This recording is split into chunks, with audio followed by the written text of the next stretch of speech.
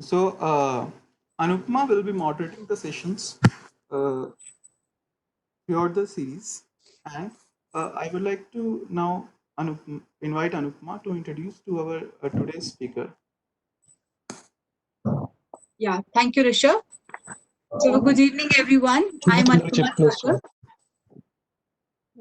Yeah, and so it's my pleasure and opportunity to introduce our today's speaker. So, today we have with us Dr. G.N. Nikhil. So, he is currently working as assistant professor at Department of Biotechnology at National Institute of Technology, Jalandhar.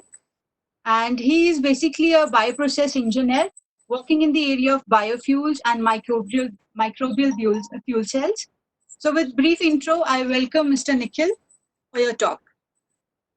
Yeah, over to you, sir. One second, just hold on.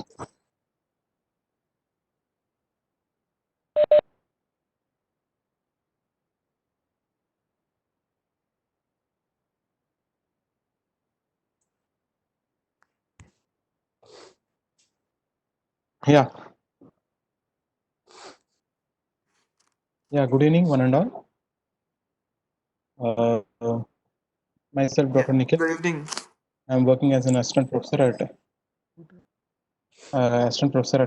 NIT Jalandhar, Punjab.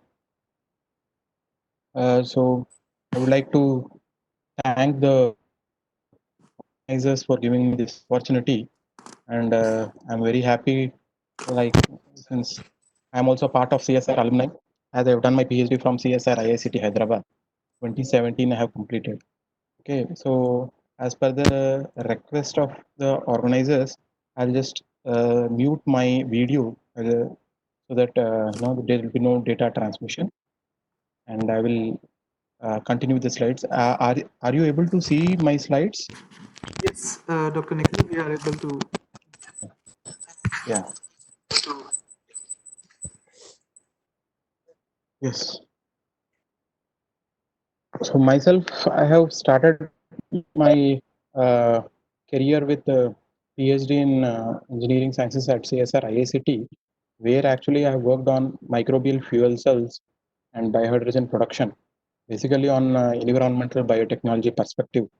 However, since the current lecture series is basically on the material sciences, I would like to also connect with biotechnology with the material sciences aspect and other electronics or electrical. You will just see how, as we go through the slides, how the topic is connected well. So the topic of today's presentation is biobatteries, the next generation part. So I'll just go through with some brief slides of the introduction, and then later on take you into the topic of the microbial energy source, and then we'll see some slides about my research perspective, and then future opportunities. Right, starting with the introduction, as you can see the first slide, where I'm projecting you the global energy used by source, where it is well known by all of us that is the conventional fossil fuel based energy which is we have currently we are using. And you can see a thin line of the orange color probably, which is standing for the renewable energy. Renewable energy, we have different types of renewable energy, but let us try to concentrate on the bioenergy in the coming slide. The next slide I want to show you, this is the CO2 concentration levels, which recorded it to the maximum of 407, 15 ppm last year. It was also in the newspaper because of the high usage of the conventional fossil-based fuels. And this slide I want to project on the energy and water consumption, like how energy is being utilized in the water sector for the treatment aspect, wastewater treatment aspects, and other bits. At the same time, I want to show the other, you can see the red and yellow bar graph, where how much amount of water is being consumed in the energy sector, and you can see uh, the demand which has been increasing very exponentially year after year, and you can see there is a challenge coming forth. Already we have the current challenge, the corona challenge. We have now, this is also a global challenge, that is the energy water challenge. It has been increasing day by day, and now we have summers. We know how crucial it is drinking water is. So basically, what I'm just trying to say in on outlay is water, energy, and climate. All these three are interlinked. Right? So you can see the image, how beautifully it says that how they are interlinked. One is affected, the other randomly it affects the other.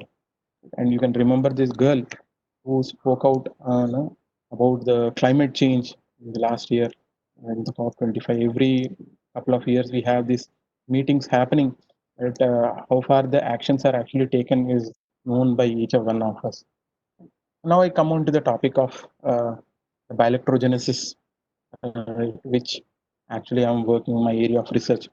In very simple terms to say is that I suppose a few may be having a previous biology knowledge, but a few many may not be having. But however, I'll just try to touch up with some fundamentals also. So basically, a biofuel cell or a microbial fuel cell is basically you have microorganisms and you take a fuel cell kind of a setup where you have two electrodes, anode and cathode, and then when you close the circuit, you get power generation.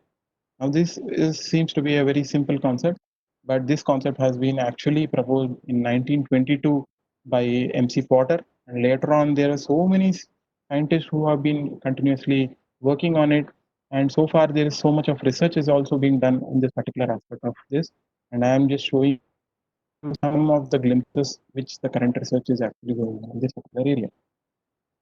So before I proceed into further mechanisms and all, I just want to connect all of you. I suppose there are so many research scholars who have been, registered in this particular series of different backgrounds, probably. Where I just want to show my area of interest, that is microbial fuel cells or the biobatteries, are interlinked with different disciplines. So this research is not singly done by biotechnologists.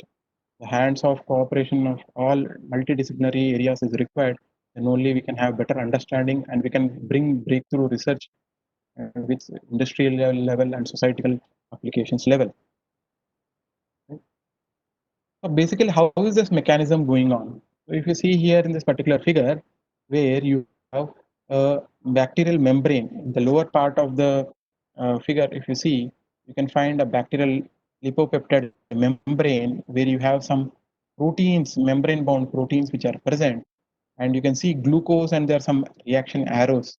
It means that suppose glucose is given as a carbon substrate for the microorganism, so it undergoes metabolism, just like as how we metabolize into energy. In the process of that, there are some protons and electrons that are being generated during the metabolic pathway. Now, these electrons are shuttled from the bacterial surface towards the electrode, that is the anode, at the which is where the biofilm is actually formed. And when the circuit is closed by a resistance, then this transfer of electrons takes place from anode to cathode. That is, as you know very well, because of there is a potential difference between the anode and the cathode. And in between the anode and cathode, you can see there is a proton exchange membrane which is being placed in between, which is sulfonated. And this membrane basically specifically helps in transport of the protons from the solution from the anode towards the cathode surface, where it gets reduced over from oxygen to H2O. And you can see this particular electron transfer basically takes place. Why this electron transfer takes place? Because the microorganisms require energy for its metabolism. So that is why electron transfer is taking place. And during the process of energy gain, there is also electron transfer taking place. This electron transfer, what scientists have found is there are three ways of electron transfer that is taking place primarily. One is direct electron transfer, that is directly the biofilm is attached over the electrode surface, and based on the membrane bound proteins, the electrons are shuttling towards the electrode. The second method is indirect electron transfer. Indirect electron transfer means the bacteria need not form biofilm, or sometimes there may be in the suspension mode inside the reactor, and these bacteria, they produce some kind of chemical agents, and these chemical agents have a possibility of undergoing both oxidation reduction and reduction reaction. So these electrons are accepted by these chemical moieties, the chemical substances which are released by the bacteria, and later on these, when the reactor is in mixing condition, when the fluid is in mixing condition, what happens? These chemical moieties come in contact with the anode electrode, and since there is a difference in the potential, again there is an exchange of electrons from the chemical moieties towards the anode, and the process again continues for the electrical energy generation. And the third method is, which is most interesting, is the nanowires concept. Right? So this nanowire concept is basically these bacteria, they produce some appendages, some protein appendages, and because of these appendages, the electrons can be transferred from the bacteria towards the electrode surface. You can see here in this particular figure how the different types of electron transfers are taking place. This is the particular bacteria. You have mediators, you have nanowires, and this is the molecular mechanism how it is taking place. The basic guiding principle is that there is a difference in potential of cathode and anode, and once there is a difference, then there is a possibility of electron transfer which is taking place. Now we are talking about electron transfer and mainly depending on the electrodes.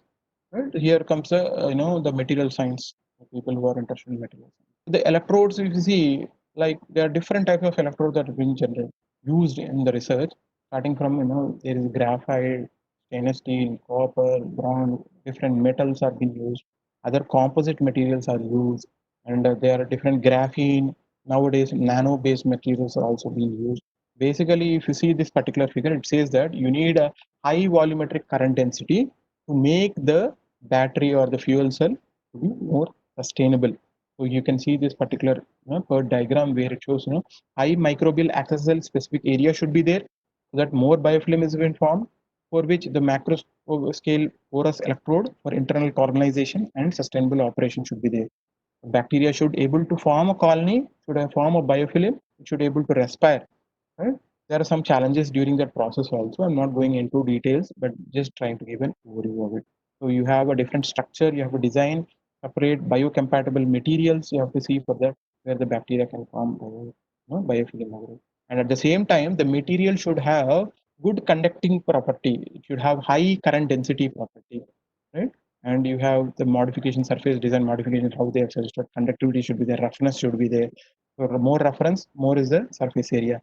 Biocompatibility should be there. Porosity should be there for diffusion of the substrate and the products which are being formed. Hydrophilicity should be there because most of them are in the water, right? And there should be charge storage capability. So this is the challenges which are for the material science people to think how the material has to be designed for the suitable electrodes. Now I come with the nanowires concept, right? Because most of the research, current research which we are going is bio-inspired or nature-inspired.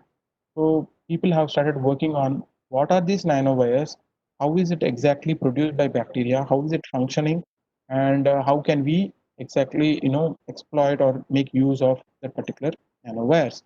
So here you can see bacterial nanowires are electrically conductive appendages produced by number of bacteria, like which are very frequently which are being cited in literature are Geobacter species and Shigella species. Right? So these are basically pili or hair-like structures. If you see basically on a microscope, it is like hair-like structures.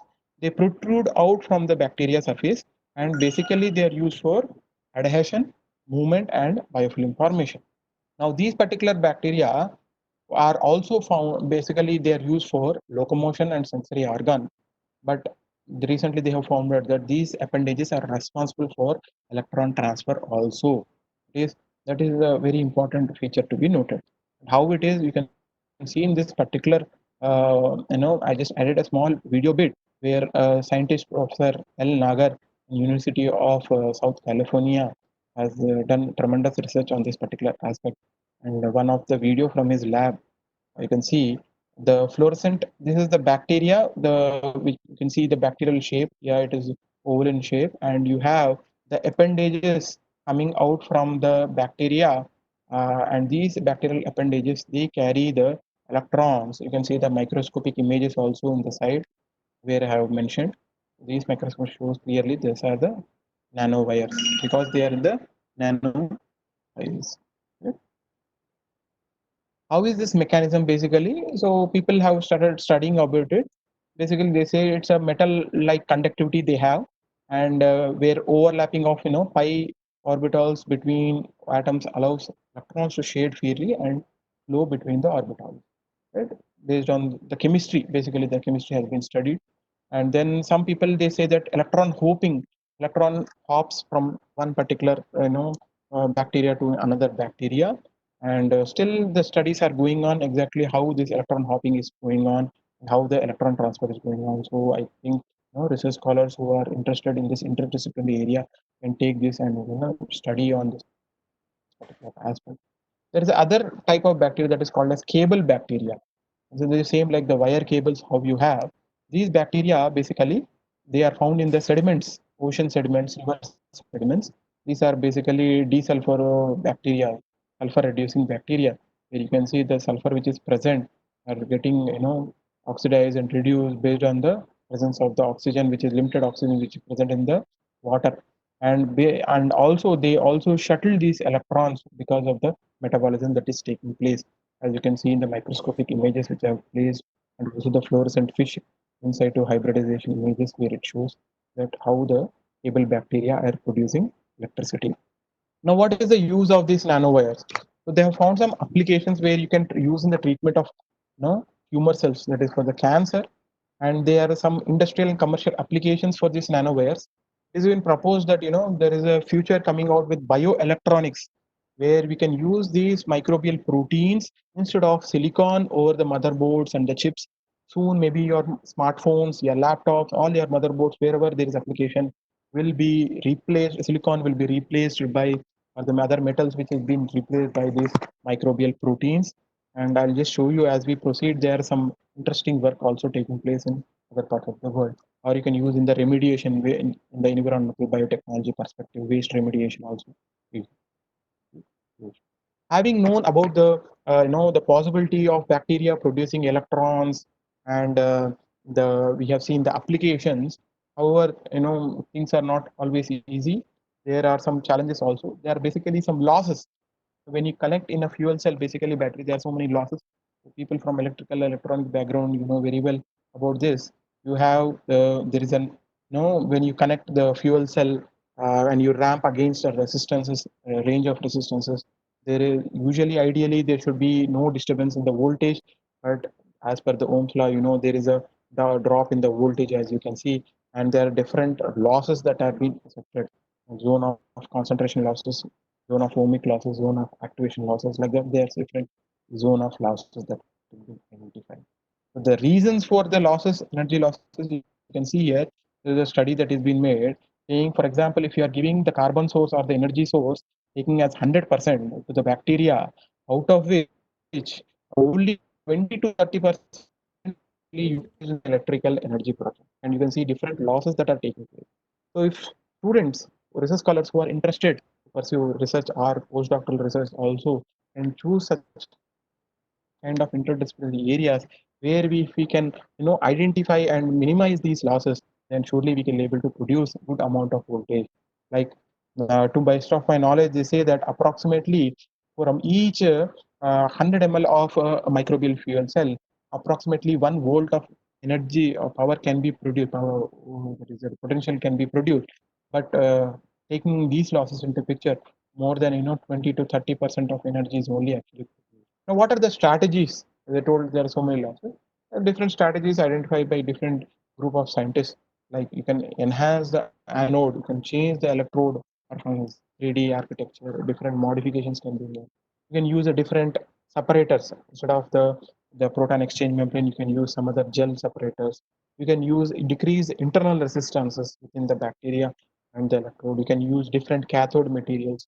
Or there is a problem with the microbial fuel cell is that when you connect it in series, there is a possibility of voltage reversal happening, because even though the volume of the cell is same, the material cell is and the composition of the cell is same, one cell and other cell, if there is a slight difference in pH, the slight difference in carbon nutrition, or any small factor, there is a difference in the voltage that is happening. And when you connect such in series, there is a problem of voltage reversal happening. And there are, we have to, the electronics people have to look over how we can reduce that voltage reversal, how we can produce more maximum power production can be made, any programming can be made, how to harvest.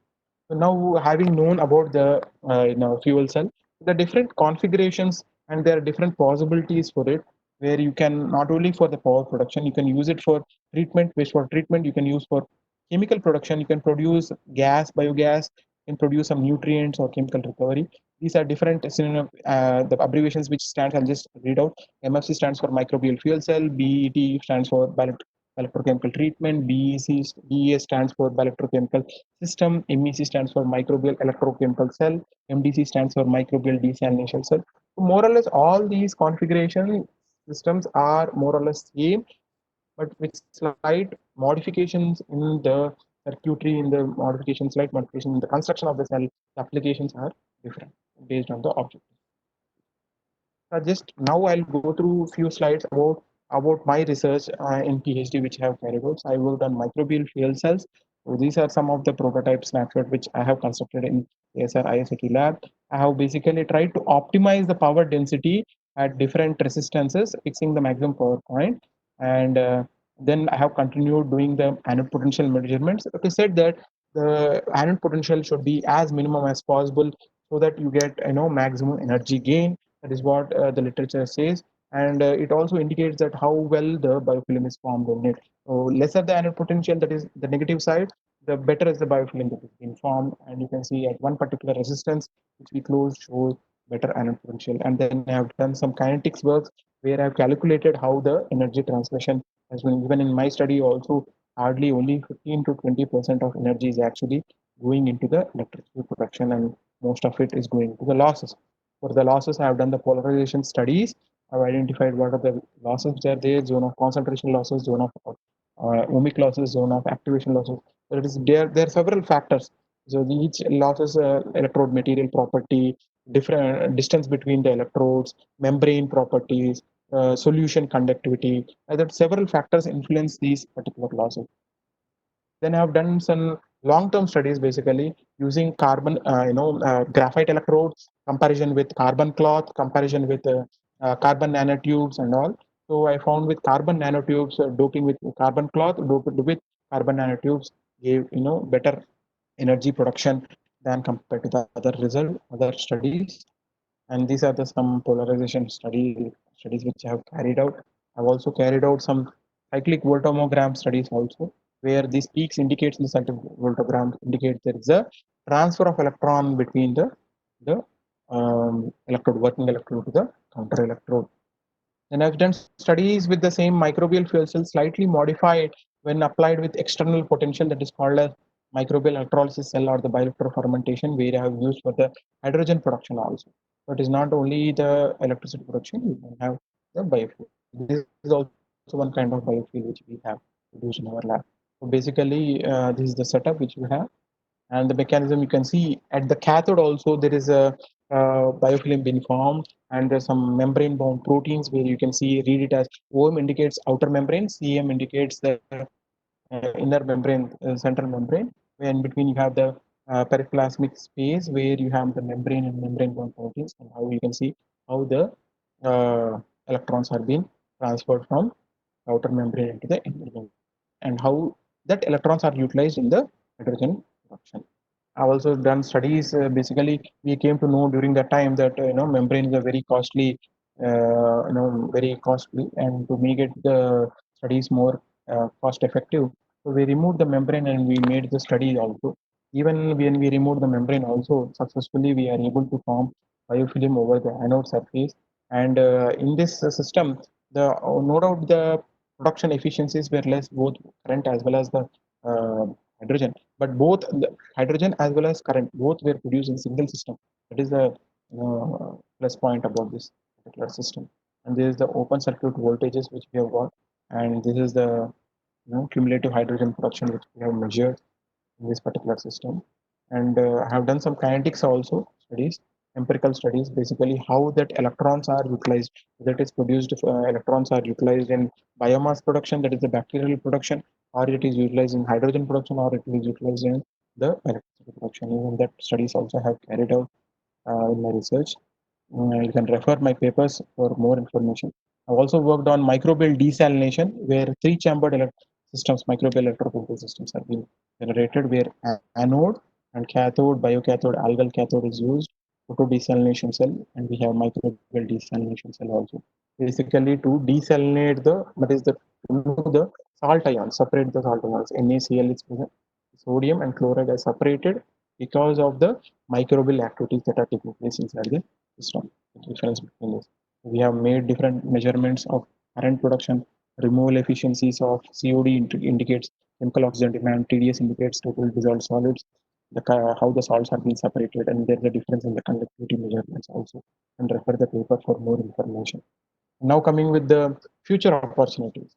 Basically, what is the future opportunities? You can see a lot of research is going on this particular area of electrochemical systems and microbial fuel cells, biobatteries and all. This particular professor from Ionis Aeropolis from Bristol Research Laboratory, actually he has worked exclusively on this urine using converted electricity. He has also used this power for robots. He has a particular laboratory is Bristol Robotics Laboratory. We have used that power for robotics also. That is also one of the what is a booming research area which is going on nowadays. You can see other nature communications on bio-inspired bio-voltage ministers. This is done by Dr. Lovely, Professor Lovely. You can see here. So they are working exclusively on this 9 nanowires and how they be used as a material for bioministers. And you can see the protein nanowires.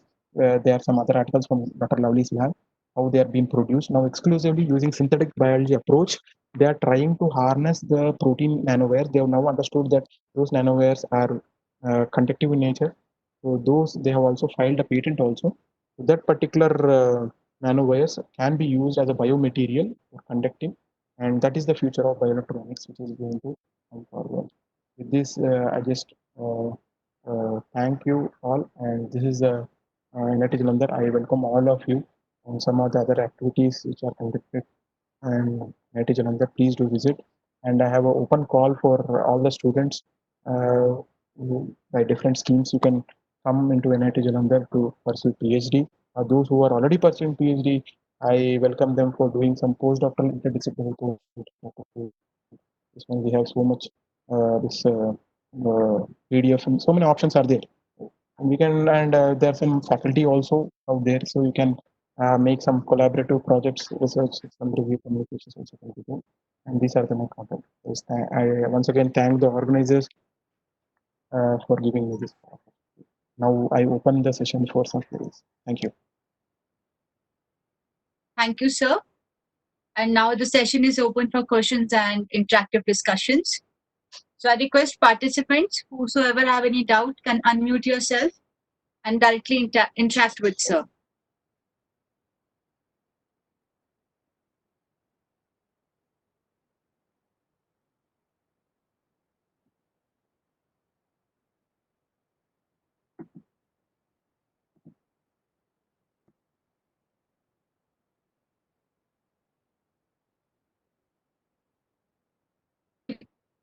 If you have any network issue, you can write in the chat box window also your question. You can take Yes, up sir. Good that. evening, sir. Arun this Yeah. side. So my query is like Yeah, good you evening, mentioned in the presentation like bioelectrogenesis, which is the upcoming trend.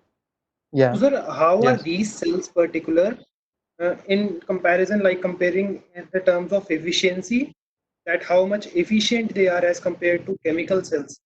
Means how these biobatteries Yeah. are much efficient to those chemical cells. Yeah. Good question, Aryan.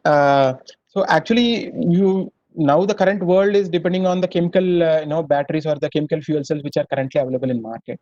Right? But have you ever thought before answering that rightly to your question, and just before, have you thought what would happen once you have used the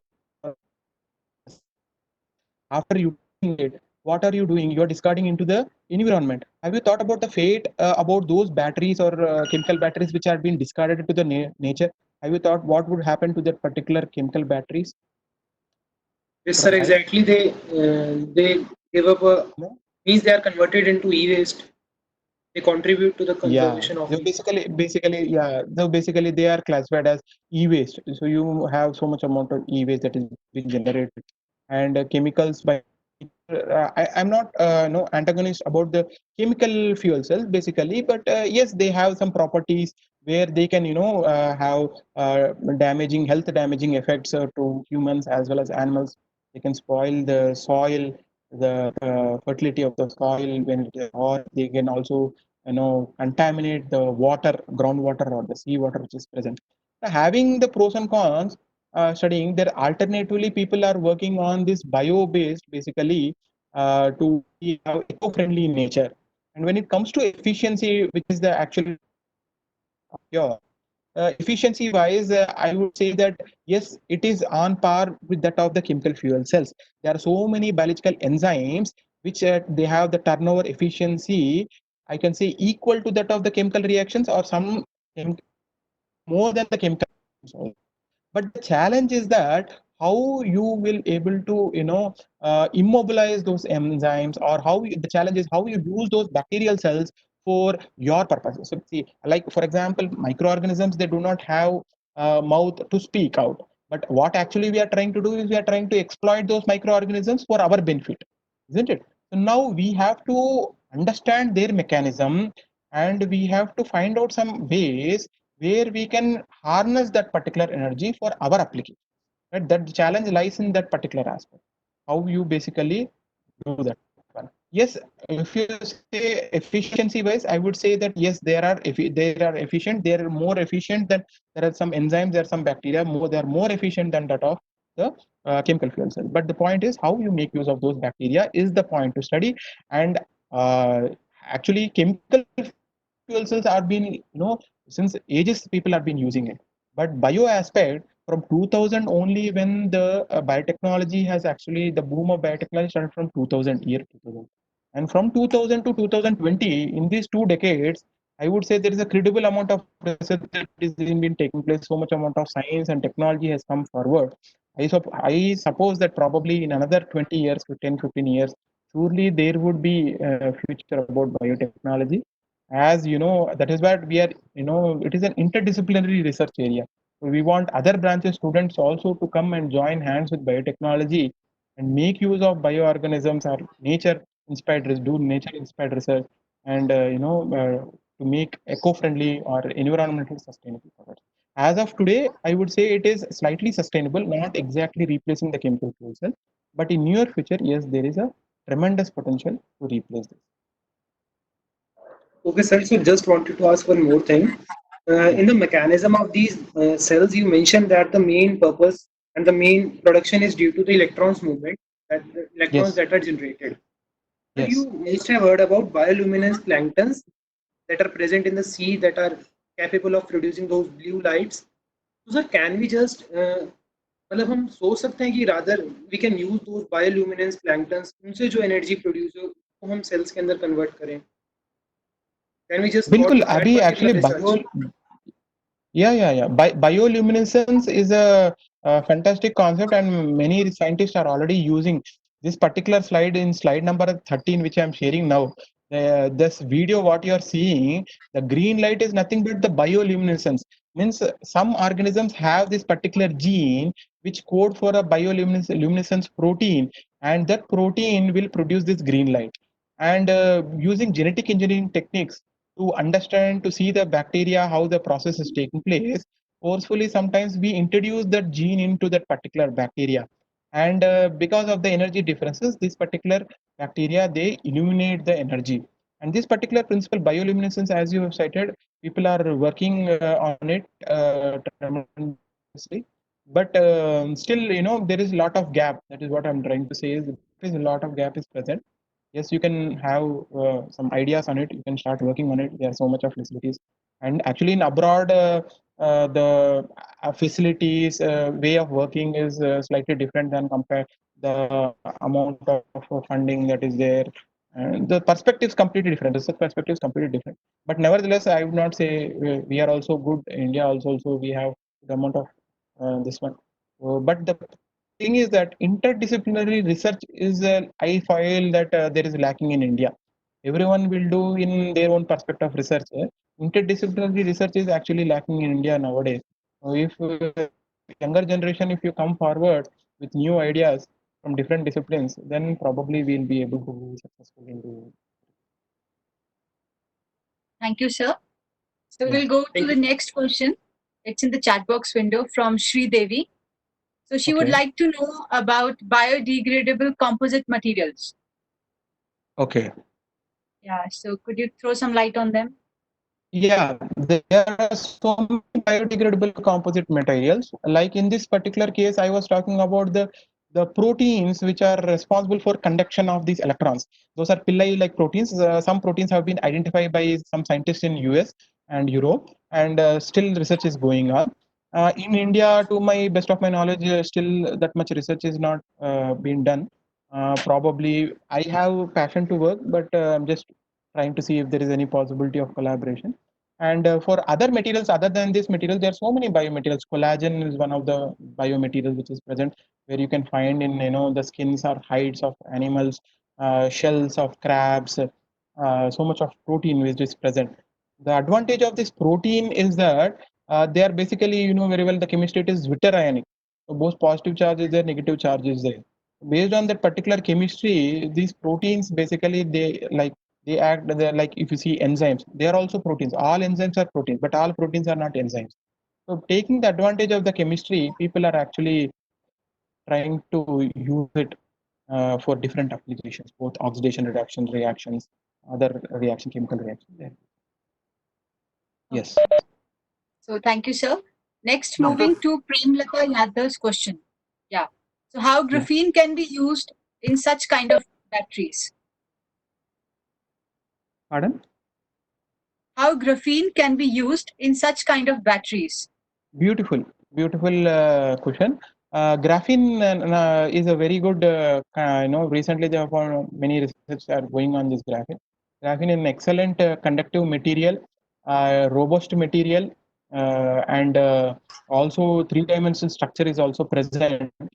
So this graphene can be used as a base, and over which if we can coat a microbial biofilm or a microbial protein over it, then probably the conducting properties will be enhanced, and overall efficiency, like if you see the capacitance or the coulombic efficiency or the charge properties, these will be enhanced several times. That can be used.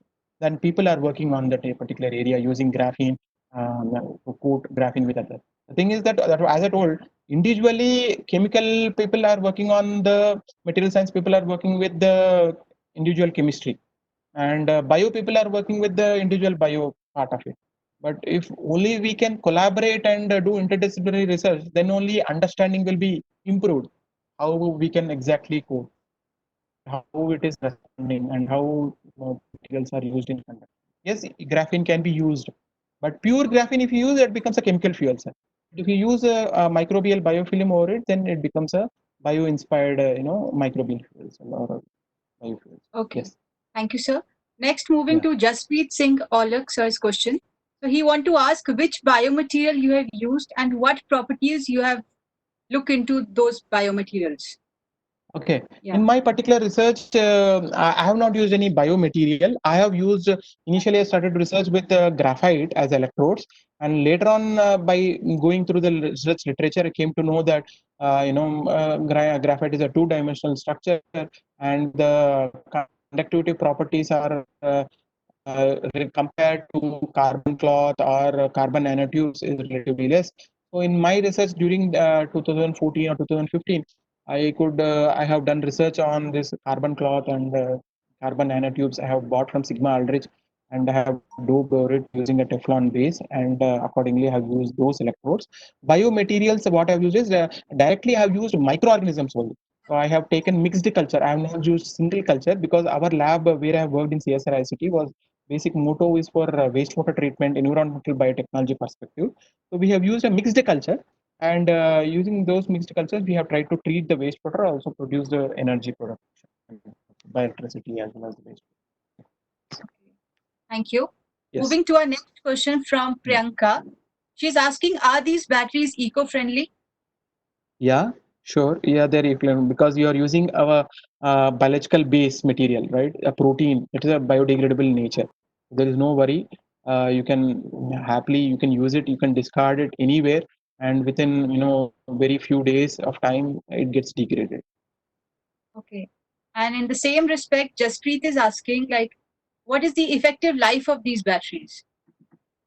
Yeah, good question. This particular life of battery depends on the composition or the construction of the particular battery, right? So, say to my knowledge, as I have gone through the research literature, what is going on currently, I have seen that the Sony people, which are very famous for production of batteries and the cameras and all, so they are also having one particular perspective of using this microbial fuel cell. In basically, they are trying to replace the watches, the batteries used in watches. Initially, they're starting with that small batteries to replace those batteries, lithium plus, which has been used in that batteries, to replace with a waste material which is in the amorphous format, which is in waste material. So with minimum humidity which is present in the atmosphere, with that humidity, and when that humidity comes in contact with that waste material, biodegradable waste material, the microorganisms are already inoculated inside the cell.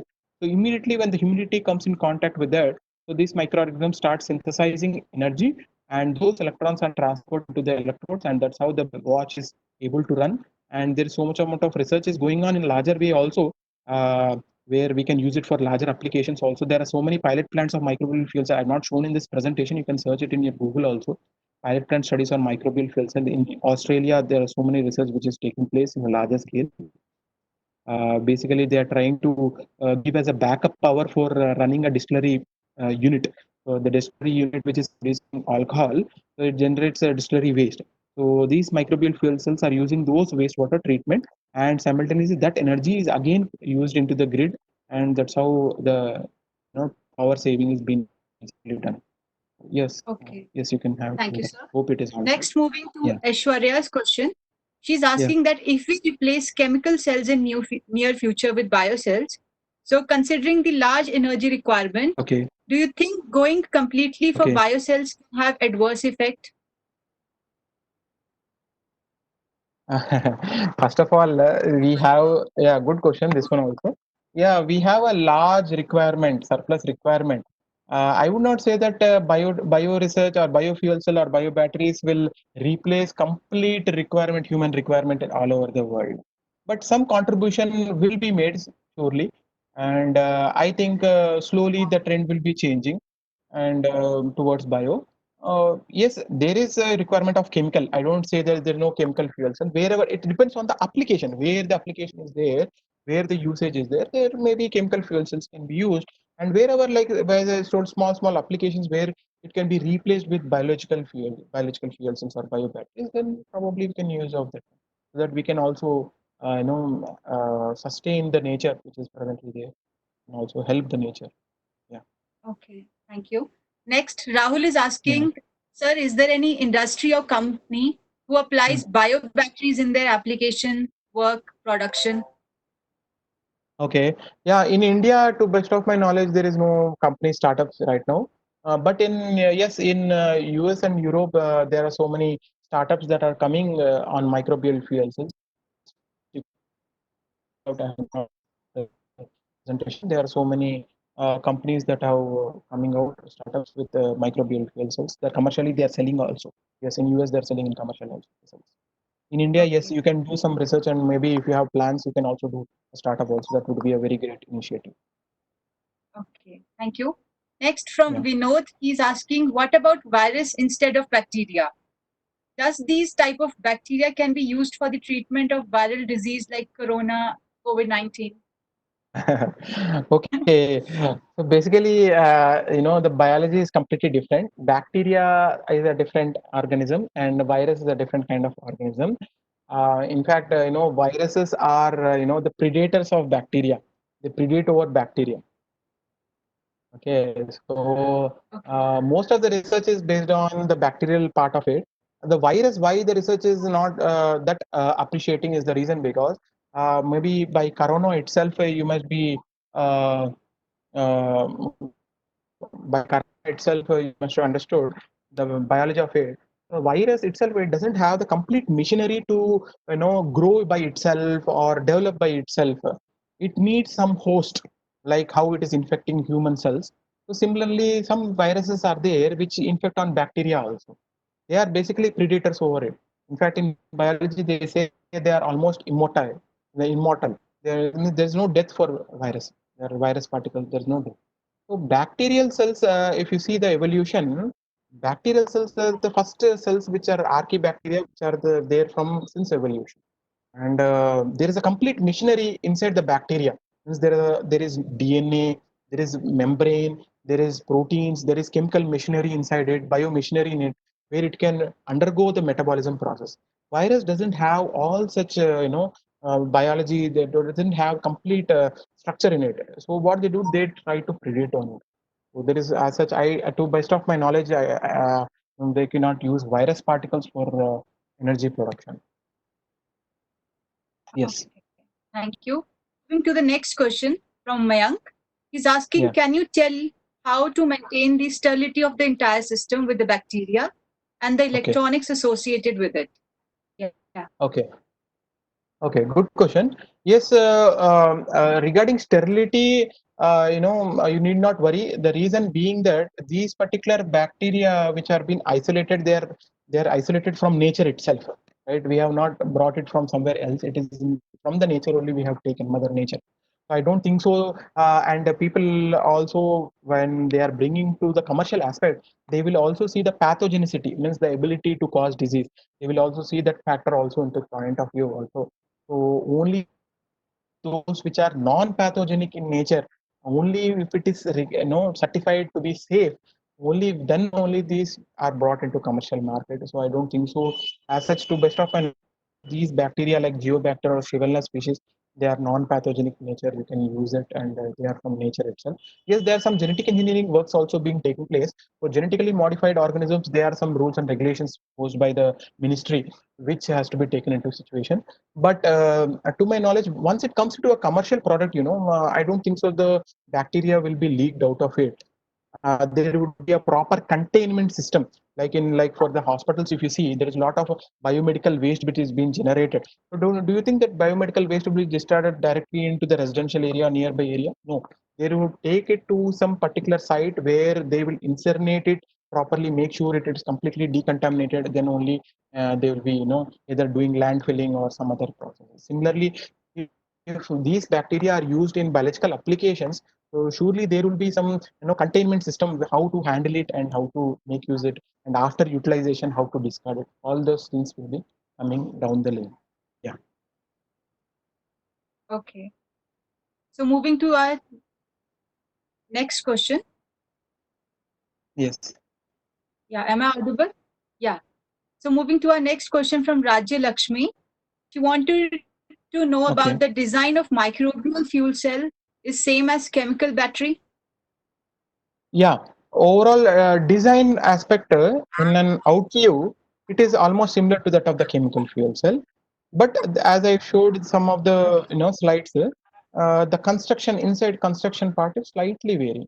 Overall view or on a top view, it is almost similar to chemical, but inside components will be a biological. Uh, Yes. Dr. Nikhil, I have one query related to the previous Yeah. question. Uh, Okay. is these batteries can affect the industry packaging standards of the batteries, current standards which are followed by the industries? Or what about the Yeah. cost analysis? Yeah. Battery Yeah. packaging Yeah. still. Yeah, battery packaging, there will be a suitable strategy that will be implemented. Now, when it comes to cost, what happens is, see, that is the major one of the problem when it comes to the cost economics picture. So industry people, when they see cost economics come to the picture.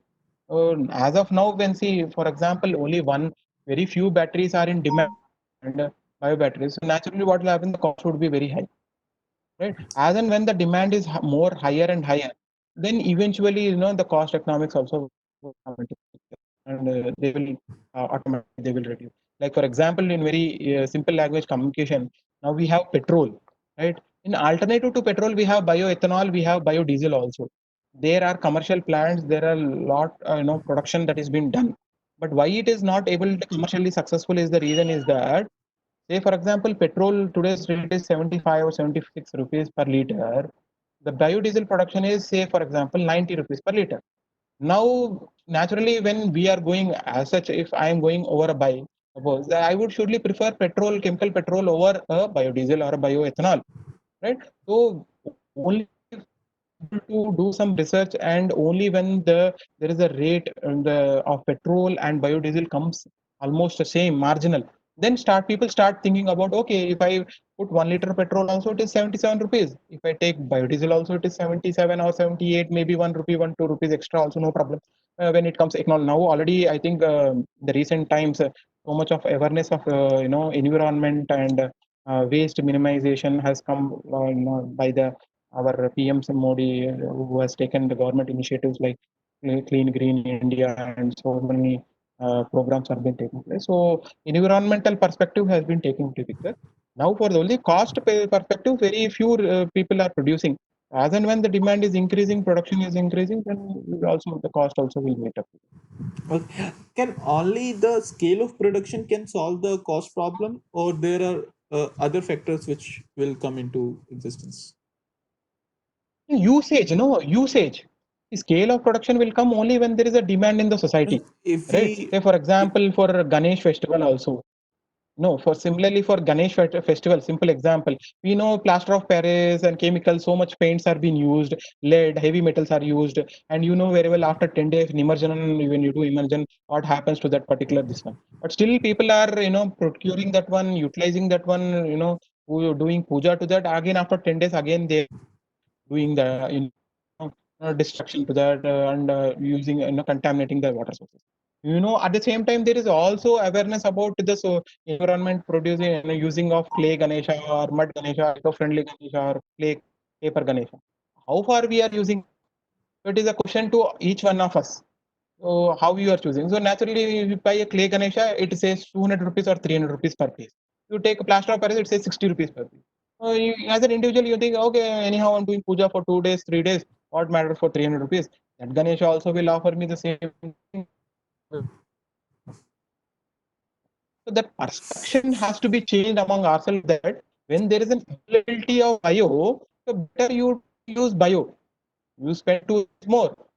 Try to take naturally when there is that, then automatically scale of production will increase and the cost also reasonably will come into the picture.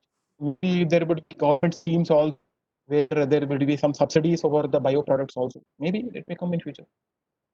okay, Yes, please. one more thing. Do with time, these efficiencies of the bio batteries degrades? Hmm. Yeah, efficiency. See, efficiency means, see, it depends on the type of construction of the fuel cell. Again, I would say, for No, I example, meant the these storage. I microorganisms, how meant, are they produced? And that's what I'm I'm, saying. How basically, say in chemical fuel cells, you have the chemical reaction that is taking place, like based on the molar reactions that is taking place. In batteries, you are using some waste material or some carbon source which you are giving. So, say for example, that carbon source, say 1 kg of glucose you are giving. After a certain time, naturally, once the glucose is being consumed, naturally the efficiency of the battery will go down. It means there is a decrease in the performance of the fuel cell. So naturally, there is a time for you to replace that battery. But how long it will run, how much current will be produced, and all those things will be answerable only if the people who are working in that research, particular research on the scale up of the particular batteries, and that has to be looked at. okay. Okay. So moving to our next question from Aditi. She wanted to Okay. know, how do we control the bacterial proliferation in a particular bioelectrochemical system? Very nice question. Yeah. So basically, bacterial population is usually, it is not able, you cannot control it. But to control that also, there are some studies. When you use some chemical inhibitors, say for example, inside a bacteria, suppose you want to intermediately stop the reaction, you can use some chemical inhibitors are there, chemical molecules are there, which are specific. They bind to the enzyme system, they bind with the bacteria, they go inside the bacteria, they bind with the enzyme system, metabolic system, and they arrest it. And eventually, what happens when you arrest the metabolism? Naturally, the bacteria cannot survive, and eventually there is a decrease in the performance.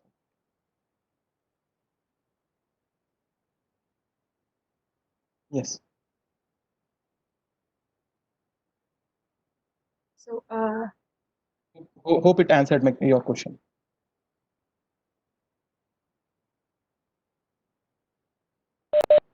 Hello. Yeah. Hello? Anupma, you can Yes. proceed with the Yes. next Yes. question. Yes, sir. Next question. Yeah. Please. Sir, actually, I'm not able to hear you. Some network issue, I guess. Yeah, moving to our next question from Ankit. He wanted to know how much power can we generate from this type of battery with respective to its weight and cost comparison with the existing batteries. Okay. For the power production, as I told, from 100 ml fuel cell, more than 1 volt of energy can be produced. But taking into current situations to understanding, there are some losses which I have mentioned. But there are so many research articles where you can also go through. I have not mentioned in the presentation. More than 10,000 watt per meter cube. That is the volumetric power density which is been mentioned in one of the research article which I have seen in RSE, Royal Society of Sciences. Some publication has been made. So much amount of power has been generated in one of the microbial fuel cell. Yes, there is tremendous amount of. If not in one microbial fuel cell, you can have a series of stack of microbial fuel cell, and you can increase the power production. That is not a problem. And coming to the cost aspect, I don't have the values as such now, because the research is actually going on in understanding how we can use this in a larger perspective. Once it is successful, maybe it is there. Some batteries, microbial fuel cells, I don't know the cost, but there I have seen that in US they are selling commercially also they are selling, but I have no idea about the price, how they are selling and where exactly they're using. But yes, there are some commercial enterprises. Yes. Okay. So next question from Abhiram Anand. He wanted to know, are there any biofilms that exhibit SPR effect or SPR mechanism? What is that HPR? Surface plasmon resonance. SPR, sir, surface plasmon resonance. Yeah, SPR. Biofilm, yeah. Okay, okay, okay. Sorry, I have no idea about that. Exact. Okay. Okay, so moving to our next question from Abhishek. He wanted to know, can bio batteries be used in substrates like paper or plastic?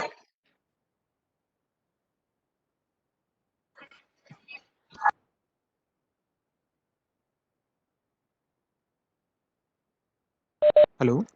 Hello. Yeah, Rishabh. Anupama, could you please repeat the question? Hello. Hello. Yeah. Yes, sir. He wanted to know, Yes. can bio batteries be used in substrate like paper or plastic? Yeah, yeah, yeah. Paper can be used. Plastic is a chemical source, na? So paper can be used. Paper is nothing but cellulose. So cellulose can be a source for carbon. Yes, we can use paper, but plastic is a chemical synthesis that can be. Alternatively, bioplastics is also one of the area which is people are working on. That can also be a different perspective. But chemical plastic is a substrate. Paper is a cellulose material. There are some microbial fuel cells where paper effluent. There are some effluents used from paper industry. The are used as a carbon substrate for energy production. There are some paper you can find it in the literature. Yes. Okay. So next question from Nabanita. She want to ask, like, Okay. can these bacterial electron enhance the metal adsorption capacity in nanomaterials? Yeah, probably. Maybe we have to study on that. It can increase Okay. because there is an interference, Okay. So interface next, between a metal as well as a protein. Yeah. okay. So next, can we get stable voltage from this battery? Rajya Lakshmi wanted to know Yeah. this. Yes. Stability is a parameter to test. For few hours, I cannot exactly say how many hours because it depends again on the construction of the fuel cell. We have done in my studies also. There is stability in voltage generation which is there. But as soon as you close the circuit, it depends on the type of load which you are closing. On that particular this one, there is a possibility of droppage in the voltage that is taken. But overall open circuit voltage, if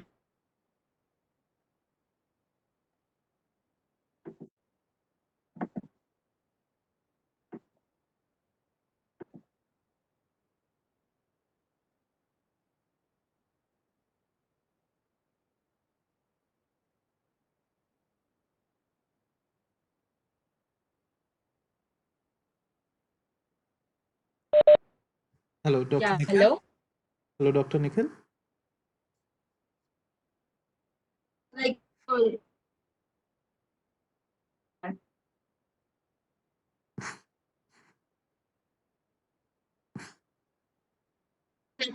able to this technically.